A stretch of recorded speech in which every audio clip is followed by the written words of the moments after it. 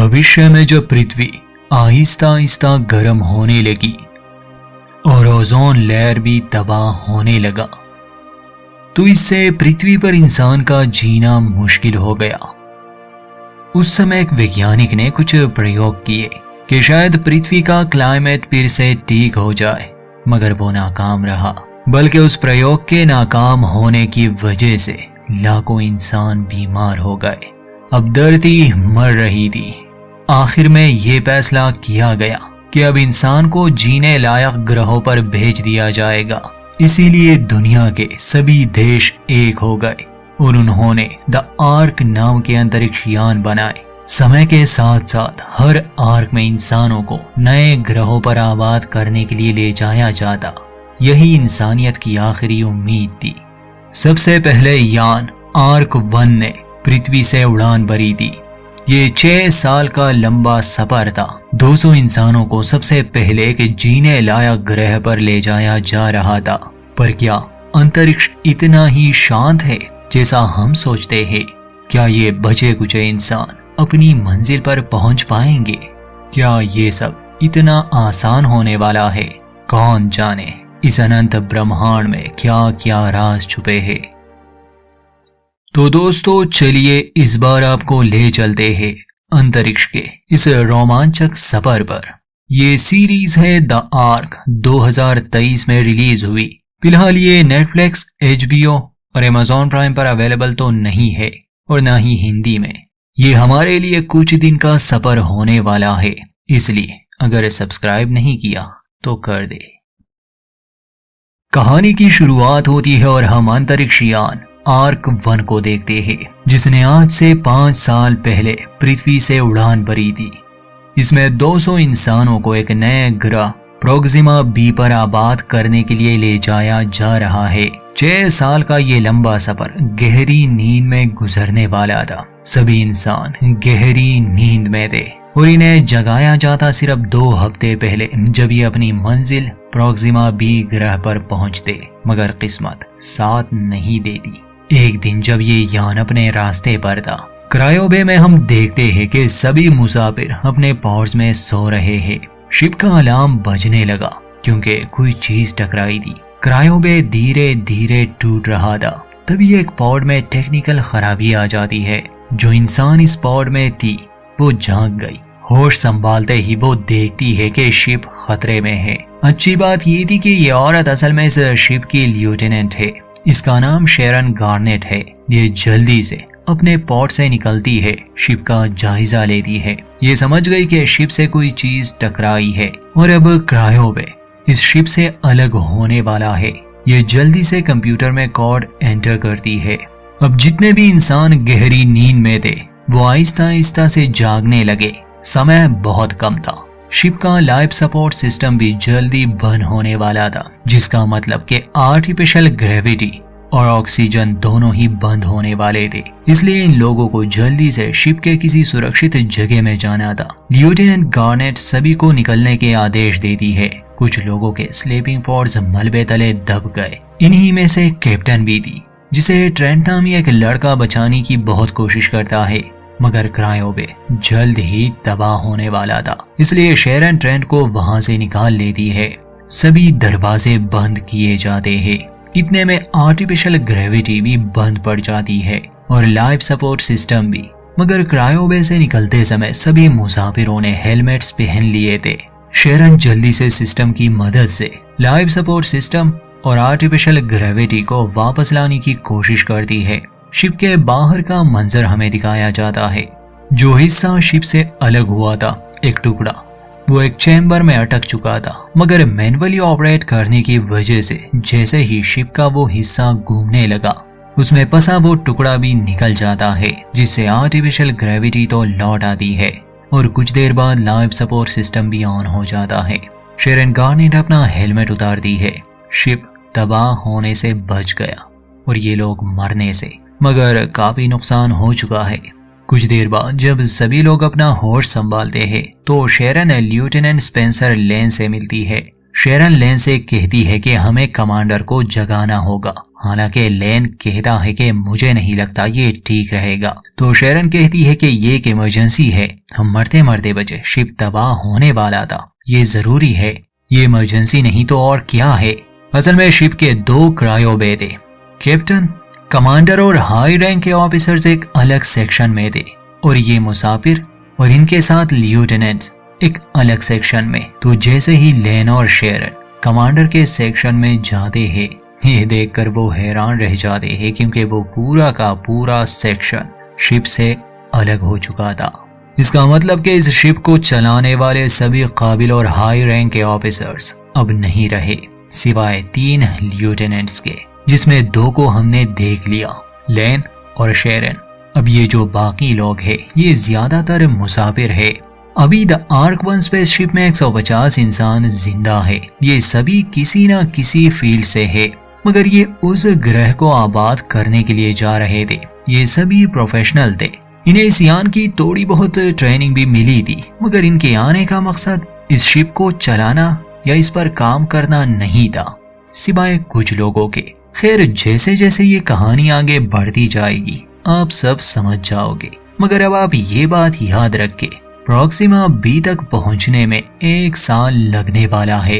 ये ship damage है, 150 लोग नींद से जाग चुके हैं और कुछ भी हो सकता है। यहाँ इनकी मदद के लिए कोई नहीं आने वाला और इन्हें जिंदा रहना है। खैर, बैक टू द स्टोरी।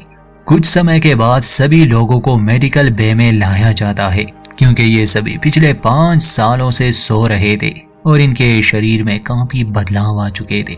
समस्या ये थी कि सिर्फ एक ही डॉक्टर बची थी उस हादसे में, संजीवनी कबीर, जो कि एक इंडियन है। और अब 150 लोगों की सेहत का ख्याल रखना, उन्हें जिंदा रखना, उनका इलाज करना, ये उसी की जिम्मेदारी होगी, जो कि बहुत मुश्किल होने वाला है। धीरे धीरे अब हम कहानी के सभी कैरेक्टर्स को जानने की कोशिश करेंगे। जब सभी का मेडिकल चेकअप हो रहा था, एक लड़का आता है। इस लड़के का नाम एंगस है। एंगस एग्रीकल्चर डिपार्टमेंट से है और वो भी अकेला ही बचा है, मगर है काफी काबिल। इसी बीच हम एक और फीमेल कैरेक्टर जिसका नाम केट है, उससे भी मिलते हैं। केट भी एक डॉक्टर है, मगर वो साइकेट्रिस्ट है और साइकेट्रिस्ट से ज्यादा वो एक सेलिब्रिटी है। खैर, केट की क्या कहानी है आगे जानेंगे। थोड़ी देर बाद मिडबे में शेरन आती है और आवाज लगाती है कि क्या यहाँ लिeutenant जेम्स है। तो ये है हमारा तीसरा लिeutenant, ये स्कॉटलैंड से है। यहाँ तकरीबन सभी लोग अलग अलग देशों से है। शेरन जेम्स से कहती है कि अब से तुम्हें सेंट्रल कमांड में काम करना होगा, जिस पर जेम्स बताता है कि मैं नेविगेटर हूँ, मगर शेरन उसे कहती है कि तुम्हें अब सेंट्रल कमांड में ही काम करना होगा। खैर, जेम्स मान जाता है और समझ भी जाता है कि कुछ तो गड़बड़ है। अब चल क्या रहा है ये थोड़ी देर में सभी को पता चल जाएगा, क्योंकि अब सभी कमांडिंग ऑफिसर्स नहीं रहे, शिप को संभालना भी तो है। अब हम कहानी के एक और अहम फीमेल कैरेक्टर एना माल्कोविच से मिलते हैं। एना एक इंजीनियर है और इस समय वो सभी हेलमेट्स में ऑक्सीजन भरने का काम कर रही है। तभी कुछ और हेलमेट्स को लाया जाता है। जो आदमी इसे लाता है इसका नाम जेस्पर है। जेस्पर की अपनी ही एक कहानी है। अब धीरे धीरे कैरेक्टर ज्यादा होने वाले हैं। शायद ये पहले पार्ट में आपको थोड़ा कंफ्यूज करे, मगर बाद में आप सभी को अच्छी तरह से जान जाएंगे। एना के पास ऑक्सीजन खत्म होने वाली थी, इसलिए वो जेस्पर से कहती है कि तुम और साइलेंडर्स ले आओ, मगर जेस्पर बदतमीजी करता है और एना की बात नहीं मानता। इसका मतलब कि आधे हेलमेट्स बिना ऑक्सीजन के रह गए। याद रखिए, यहाँ पर हेलमेट्स को 2 सेक्शन में रखा गया है और दोनों जगहों का दरवाजा अलग अलग है। जेस्पर के जाने के बाद वहां आता है हैरिस नामी लड़का। वो भी इंजीनियरिंग टीम में ही था, मगर असल में उसका और एना का चक्कर चल रहा था। उस समय एना उस पर गुस्सा करती है कि तुम्हें ऐसे नहीं आना चाहिए, किसी को शक हो जाएगा और मैंने तुम्हें बहुत मुश्किल से अपनी टीम में शामिल किया है। मगर हैरिस कहता है कि अब ये लोग कुछ नहीं कर सकते, क्या ये हमें स्पेस में फेंक देंगे? तो एना कहती है कि इनका कोई भरोसा नहीं। कुछ देर बाद हम देखते हैं कि सभी लोग एक जगह जमा हुए हैं। एंगस यहाँ एक लड़की एलिशिया से मिलता है। एलिशिया बहुत ज्यादा बातें करती है और वेस्ट मैनेजमेंट में है। खैर, कुछ देर बाद शेरन आती है और सभी को हाल ही में हुए इस हादसे और शिप के स्टेटस के बारे में बताती है। शेरन कहती है कि हम सभी पिछले 5 साल से गहरी नींद में थे। हमें एक और साल लगने वाला है प्रोक्सिमा बी ग्रह पर पहुंचने में। उनमें से एक पूछता है कि हमें ये नहीं बताया गया कि शिप को क्या हुआ था। शेरन जवाब देती है कि हमें भी नहीं पता, शायद कोई एस्टेरॉयड टकराया होगा, स्पेस जंक या फिर शिप में ही कोई ब्लास्ट हुआ होगा। हमें अभी तक सही से नहीं पता, पर हम इसकी जांच करेंगे क्योंकि हमारे पास कोई रिकॉर्डिंग भी नहीं है। जेम्स बताता है कि अच्छी बात यह है कि नेविगेशन सिस्टम सही से काम कर रहा है और हम अपने रास्ते पर है। फिर लेन बताता है कि शिप का कुछ हिस्सा डैमेज हो चुका है, जिसमें पानी को रिसाइकल करने वाला यूनिट भी शामिल है। मतलब कि हमारे पास बस 4 हफ्तों का पानी ही है। हम इसे नहाने या कुछ धोने के लिए इस्तेमाल नहीं कर सकते, सिर्फ पीने के लिए। ये सुनकर सभी लोग घबरा जाते हैं, मगर शेरन उन्हें कहती है कि इन 4 हफ्तों में हम पानी वाले प्रॉब्लम का हल ढूंढ लेंगे, इसलिए फिक्र ना करें। ट्रेन पूछता है कि अगर हम ठीक ना कर पाए फिर? तो शेरन कहती है कि हमें पॉजिटिव सोचना होगा। केट पूछती है कि चलो मान लिया पानी का कोई ना कोई हल निकल आएगा, पर खाने का क्या हमारे पास 1 साल के लिए खाना भी है, वो भी 150 लोगों के लिए? तो शेरन कहती है कि सिर्फ 6 हफ्तों के लिए है, मगर हम इस पर भी काम कर रहे हैं। ये सुनते ही केट कहती है कि मुझे कमांडर से बात करनी है। तो शेरन सबको ये बात बता देती है कि अब वो नहीं रहे। हाई रैंक के सभी ऑफिसर्स मर चुके हैं। उस हादसे में उनका क्रायोबे शिप से अलग हो चुका है और अब सिर्फ हम 3 लिeutenant ही है, जिसका मतलब कि हम ही यहाँ के हाई रैंक ऑफिसर्स है। ये जानकर सभी को झटका लगता है। जब वो पूछते हैं कि इंचार्ज कौन होगा, तो शेरन आगे आती है कि मैं इंचार्ज हूँ, क्योंकि शिप के बारे में मैं सबसे ज्यादा जानती हूँ। हालांकि ये बात लेन और जेम्स को ज्यादा अच्छी नहीं लगती, क्योंकि वो दोनों भी शेरन की तरह लिeutenant ही थे। शेरन सबसे कहती है कि यहाँ इस जहाज पर हर इंसान किसी ना किसी फील्ड से है। अगर हम मिलजुल कर काम करें तो हम जिंदा रहेंगे और हर मुश्किल का सामना करेंगे। खैर, वो एक भाषण देती है जो सबको एक नई उम्मीद देता है। शिप पर धार्मिक लोग भी थे, इसलिए हॉलवे में सभी इकट्ठा होते हैं और मरे हुए लोगों को याद करते हैं। इसके बाद एंगस शेरन से मिलता है और उसे कहता है कि हालात को देखते हुए मुझे आपको कुछ दिखाना है। एंगस शेरन को कार्गो बे में ले जाता है। वहां पर वो सारा सामान था जो प्रोक्सिमा बी पर कंस्ट्रक्शन के काम में इस्तेमाल होने वाला था। एंगस बताता है कि हमने प्रोक्सिमा बी पर प्रोब भेजे थे। उन्होंने ये कंफर्म किया था कि वहां की मिट्टी फसल उगाने के काबिल है, मगर मुझे फिर भी भरोसा नहीं था, इसलिए मैं पृथ्वी से अपने साथ कुछ मिट्टी ले आया। और ये मिट्टी इतनी अच्छी है कि इसमें कोई भी फसल किसी भी मौसम में उगाई जा सकती है। इसका मतलब कि मैं कहीं पर भी फसल उगा सकता हूँ। शेरन को समझने में थोड़ा समय तो लगता है, पर असल में एंगस ये कहना चाहता था जैसे कि अभी ने प्रोक्सिमा बी ग्रह पर पहुंचने में 1 साल लगने वाला है और खाने की कमी आ सकती है। इनके पास बीज है, मिट्टी है और एंगस जैसा काबिल इंसान। शेरन पूछती है कि तुम्हें किन किन चीजों की जरूरत पड़ेगी। एंगस को यूवी लाइट्स लगाने थे और थोड़ा बहुत पानी। शेरन को ये एक अच्छा आइडिया लगता है, इसलिए वो एंगस को अलाउ करती है कि तुम जल्द से जल्द इस आइडिया पर काम करो, इससे पहले कि खाना खत्म हो जाए।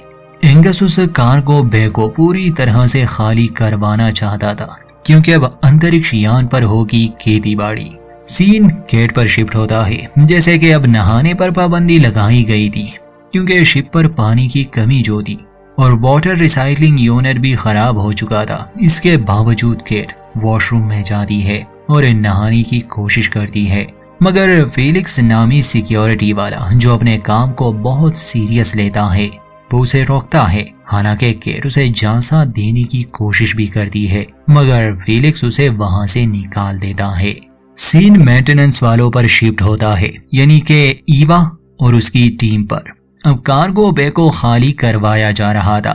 एलिशिया को जब रियलाइज होता है कि ये लोग अब स्पेस शिप पर ही खाना उगाने वाले हैं तो उसे बहुत खुशी होती है और वो एंगस के पास जाती है, उसकी तारीफ करती है।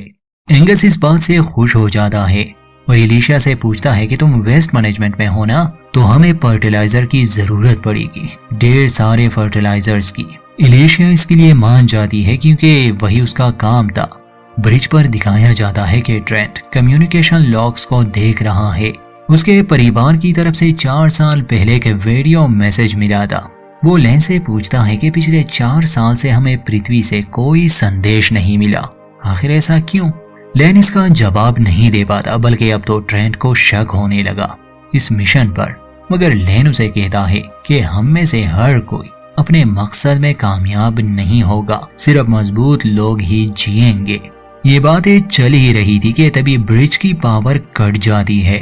लेन वजह पूछता है तो असल में शिप का काफी पावर अब कार्गो वे या ये कहे कि बायो शेल्टर में भेजा जा रहा था, क्योंकि वहां एंगस को यूवी लाइट्स जो जलाने थे, वहां कार्गो बे में पावर ऑन हो जाती है। सभी बहुत खुश थे। एंगस को उम्मीद थी कि वो यहाँ खाना उगा सकता है, मगर तभी गुस्से में लेफ्टिनेंट लेन वहां आते हैं। वो शेरन से पूछता है कि आखिर तुम सबने क्या सोचकर ये फैसला लिया, तुमने किसी से पूछा क्यों नहीं? शेरन जवाब में कहती है कि हम खाना उगाने की कोशिश कर रहे हैं, भला कौन इसके हक में नहीं होगा? तो लेन पूछता है कि क्या तुम 100% श्योर हो इस बारे में कि ये प्लान फेल नहीं होगा? फसल उगाने के लिए सिर्फ शिप की ऊर्जा ही नहीं बल्कि पानी भी लगेगा, चाहे वो कम हो या ज्यादा, और ये पानी सिर्फ तुम्हारा नहीं है शेरन, शिप पर जिंदा हर इंसान का इस पर हक है। शेरन उसके करीब आती है और कहती है कि तुम सही कहते हो, मुझे माफी मांगनी चाहिए।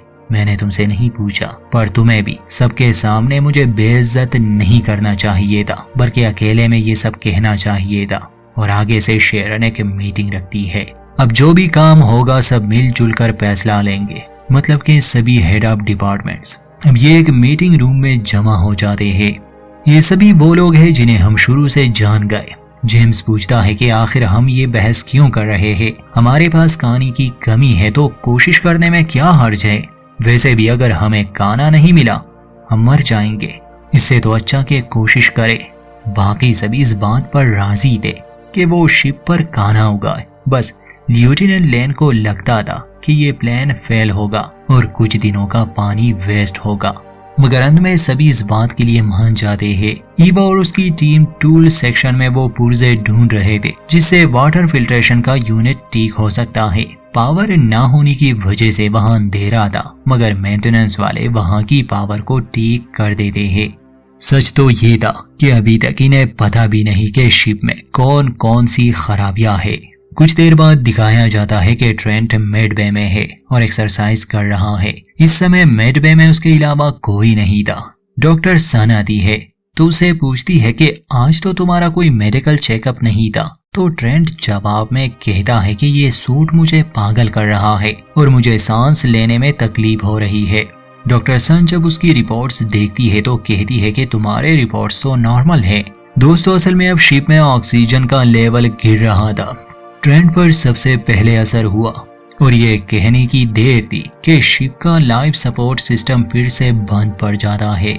बार बार यही वार्निंग दी जा रही थी कि अपने प्रेशर सूट और हेलमेट्स पहने। सभी लोग अपना काम छोड़कर उस कंपार्टमेंट की तरफ भागते हैं। अब मिड बे में ट्रेंट रह जाता है क्योंकि उसे चलने में तकलीफ हो रही थी, इसलिए डॉक्टर सन उसके लिए हेलमेट लेने जाती है।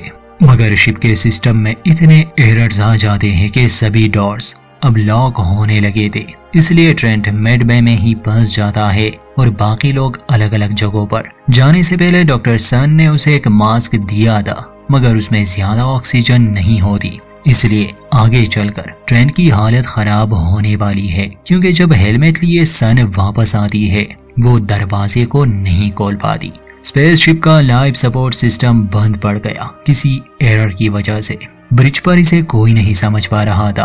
खैर जैसे कि एक सीन में ये दिखाया गया था कि ईवा ने आधे हेलमेट्स में ऑक्सीजन भर दी थी और आधे बिना ऑक्सीजन के रह गए थे। वो लोग जो हॉलवे में पहुंच गए थे और बाद में दरवाजे बंद हुए तो सिर्फ ईवा ही उस जगह पर थी जहां सभी हेलमेट्स में ऑक्सीजन थी। बाकी जो लोग थे उनके हेलमेट्स में ऑक्सीजन नहीं थी और ये बात ईवा सबसे पहले नहीं बताती क्योंकि उसे उम्मीद थी कि दरवाजा खुल जाएगा और सभी उसकी तरफ आ जाएंगे। सबसे बड़ी मुसीबत ये थी कि उन फंसे हुए लोगों में हैरिस भी शामिल था, यानी कि उसका बॉयफ्रेंड। वहां ब्रिज पर सिस्टम से वो लाइफ सपोर्ट इंजीनियर की जानकारी निकालते हैं। वो था जेस्पर। जेस्पर शुरुआत में दिखाया गया था। जेम्स और बाकी सब उसे ढूंढने लगे, मगर जेस्पर ये सब सुनकर भी छुपने की कोशिश कर रहा था। और जब उसे लाया जाता है, सिस्टम के सामने उसे बिठाया जाता है, तो वो अपना असली चेहरा दिखाता है। असल में वो रियल जेस्पर वो इंजीनियर नहीं था जो लाइफ सपोर्ट सिस्टम को कंट्रोल करता है। वो एक क्रिमिनल था। उसने असली जेस्पर के साथ क्या किया कोई नहीं जानता, पर अब शिप में सभी लोगों की जान खतरे में है, क्योंकि ये आदमी सिस्टम के बारे में कुछ नहीं जानता था। वहां ईवा ने भी हैरिस को सच बता दिया कि उन लोगों ने जो हेलमेट पहने हैं उसमें ऑक्सीजन नहीं है। ये जानकर सभी घबरा जाते हैं। ईवा बार बार ब्रिज पर संदेश भेज रही थी कि हमें मदद चाहिए, लोग फंसे हैं और ऑक्सीजन नहीं है। मिडबे में ट्रेंट फंसा था। डॉक्टर सन गई थी और लोगों की मदद लाने, क्योंकि कोई भी डोर पासवर्ड एंटर होने के बाद भी डोर ओपन नहीं हो रहा था। जो मास्क ट्रेंट को दिया गया था अब उसमें भी ऑक्सीजन खत्म हो गई थी। वो मरने लगा था, मगर ढूंढने पर उसे कुछ साइलेंडर्स मिल जाते हैं। वो कुछ साइलेंडर्स लेता है और डोर के लॉक को हैक करके बाहर आता है, मगर जाते जाते वो कुछ साइलेंडर्स को छुपा देता है। अब ये उसने क्यों किया, याद रखिए आने वाले एपिसोड्स में आप समझ जाएंगे। इतने में डॉक्टर सन भी आ जाती है और ये देखकर वो खुश थी कि ट्रेंट ने खुद को मिडबे से निकाल लिया है। ब्रिज पर सभी लोग घबराए हुए थे, क्योंकि बिना ऑक्सीजन के सभी मर जाएंगे। तभी एलिशिया आती है। उसके पास आईटी की भी डिग्री थी, इसलिए वो जल्दी से एरर को समझ जाती है कि ये तो सॉफ्टवेयर में ही कोई एरर है। वो अपनी कोशिश करती है, मगर तब तक बहुत देर हो चुकी थी, क्योंकि हॉलवे में फंसे लोग अब मरने लगे थे, खासकर हैरिस। हालांकि डॉक्टर सन और बाकी टीम उनकी मदद के लिए पहुंच जाते हैं और एलिशिया सिस्टम से एरर को भी खत्म कर देती है। मगर ईवा का बॉयफ्रेंड हैरिस अब नहीं रहा, और सबसे बड़ी बात, उस बहरूपिये जेस्पर को अरेस्ट किया जाता है, क्योंकि उसने एक ऐसे इंजीनियर की जगह ली जो लाइफ सपोर्ट सिस्टम को कंट्रोल करता था। एलिशिया जब जान लेती है कि शिप के एक हिस्से में ऑक्सीजन लीक हो रही है, इसलिए लेफ्टिनेंट लेन बाहर जाते हैं और उस लीकेज को बंद कर देते हैं। तब जाकर शिप का सिस्टम स्टेबल हो गया। सभी एलिशिया की तारीफ करते हैं, हालांकि वो वेस्ट मैनेजमेंट में थी, मगर काबिल बहुत थी, इसलिए जेम्स उसे उस पोस्ट से हटाकर अपने साथ ब्रिज पर रखता है। ईवा बहुत दुखी थी और जेस्पर को अरेस्ट किया गया था। जब शेरन उससे पूछताछ करने जाती है कि उसने ऐसा क्यों किया, तो वो कहता है कि लाइफ सपोर्ट एरर का सवाल ही पैदा ना होता अगर हम अपने समय से पहले ना जागते या शिप डैमेज ना होता, इसलिए मैंने उस इंसान की जगह ली। शेरन कहती है कि मैं तुम्हें मौत की सजा सुनाऊंगी, मगर यहाँ जेस्पर चालाक निकला। वो कहता है कि मैं तुम्हारा एक राज जानता हूँ और मेरे पास फुटेज भी है।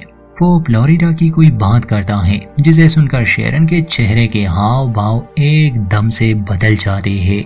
मीटिंग में सभी ये डिसाइड करते हैं कि वो जेस्पर के साथ क्या करें, क्योंकि ये डेमोक्रेसी है, इसलिए जेस्पर को लाने का फैसला किया जाता है कि वो अपने बचाव में क्या कहता है। मगर जब ये लोग उसे लाने जाते हैं, वो मरा पड़ा था, किसी ने उसका गला काटा था। और इसी सस्पेंस के साथ इस पहले एपिसोड का दी एंड। दोस्तों, ये कहानी कंटिन्यू है, चैनल के साथ जुड़े रहिए, अपडेट्स जल्दी मिलेंगे।